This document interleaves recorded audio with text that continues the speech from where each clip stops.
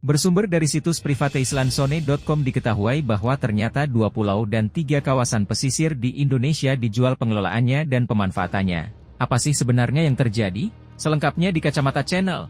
Semua harus tahu. Berdasarkan catatan Koalisi Rakyat untuk Keadilan Perikanan, KIARA, hingga pertengahan tahun 2023, ditemukan setidaknya 226 pulau kecil yang diprivatisasi di seluruh Indonesia. Praktik privatisasi ini antara lain berupa transaksi jual-beli yang berujung pada pengelolaan dan pemanfaatan pulau oleh perseorangan atau perusahaan tertentu. Tujuan transaksi ini beragam, mulai dari investasi pariwisata, konservasi, hingga pertambangan. Privatisasi pulau-pulau kecil rentan mengancam keberlangsungan nilai sosial budaya masyarakat dan mengancam keberagaman biodiversitas wilayah kepulauan. Karena itu, pengawasan pemerintah terhadap pengelolaan pulau yang diprivatisasi ini sangat diperlukan.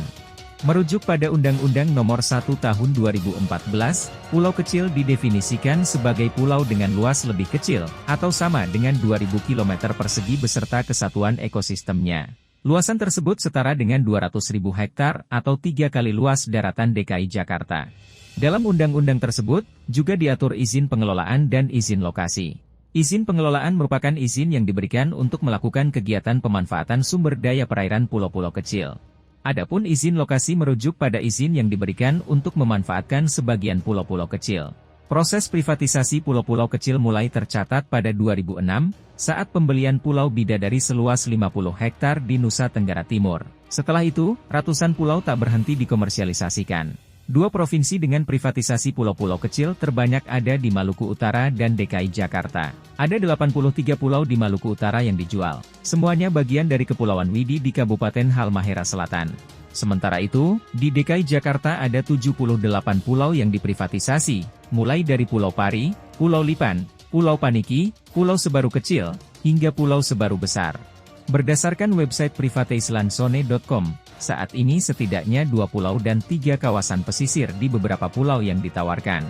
2 pulau yang dijual pengelolaannya ialah Pulau Panjang seluas 13,4 hektar di Nusa Tenggara Barat dan Pulau Pair seluas 64,3 hektar di Kepulauan Riau. Sementara 3 kawasan pesisir yang dijual pemanfaatannya terletak di Pulau Sumba, NTB, dan Pulau Seliu, Kepulauan Bangka Belitung. Privatisasi ini pada akhirnya akan menjurus pada penguasaan pulau. Sebab, mereka seolah-olah secara otomatis juga memiliki hak untuk menguasai perairan sekitarnya yang mengancam akses masyarakat. Tak hanya persoalan akses dan ekonomi, privatisasi pulau-pulau kecil juga kerap berimbas pada keberlanjutan ekosistem. Padahal, mereka telah hidup berdampingan sejak lama dan mengenal ekosistemnya daripada sang pemilik modal yang menguasai wilayah tersebut. Hal ini tentu saja berisiko tinggi terhadap upaya-upaya konkret pelestarian ekosistem berdasarkan kearifan lokal. Privatisasi pulau seringkali mendatangkan banyak persoalan secara sosial dan lingkungan. Berdasarkan catatan KIARA, ada sejumlah kasus pelik dari privatisasi pulau-pulau kecil yang menggunakan skema investasi pariwisata, konservasi, dan pertambangan. Masyarakat kemudian diminta meninggalkan pulau melalui skema relokasi demi memuluskan rencana pembangunan. Sebagai contoh, pertengahan tahun 2017, masyarakat di Pulau Pari, DKI Jakarta, dan Pulau Sangiang, Banten, harus meninggalkan pulau karena akan dijadikan tujuan pariwisata oleh perusahaan korporasi. Skema privatisasi berikutnya adalah melalui sektor pertambangan yang merampas ruang hidup masyarakat dan keberlanjutan ekosistem di pulau-pulau kecil itu. Pulau Rupat di Riau dan Pulau Enggano di Bengkulu dihadapkan pada aktivitas pertambangan pasir laut. Kedua pulau itu nyaris lenyap karena kerusakan para hutan mangrove dan padang lamun.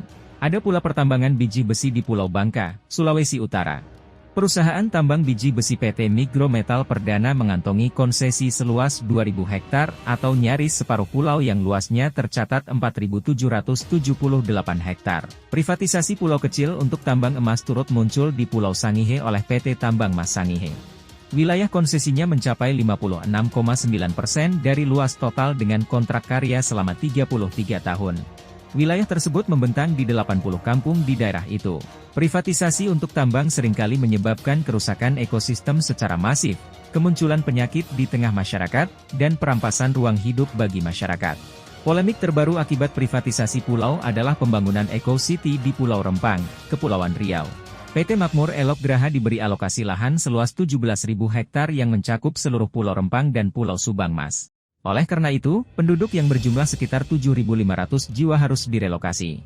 Mega proyek ini meliputi kawasan industri, agrowisata, perumahan, pariwisata, pembangkit listrik tenaga surya, konservasi, dan cagar budaya.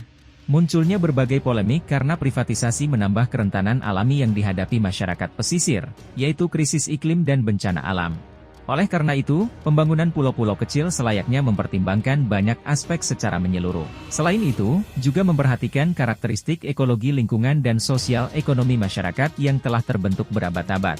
Hubungan simbiosis mutualisme antara masyarakat setempat dan alam di sekitar pulau-pulau kecil terlalu berharga untuk dikorbankan demi keuntungan ekonomi semata. Pulau kecil tak sekadar komoditas ekonomi, tetapi bagian penting dalam pembangunan berkelanjutan untuk masa depan seluruh generasi bangsa yang harus dirawat sebaik mungkin. Jangan lupa share video agar lebih banyak yang tahu.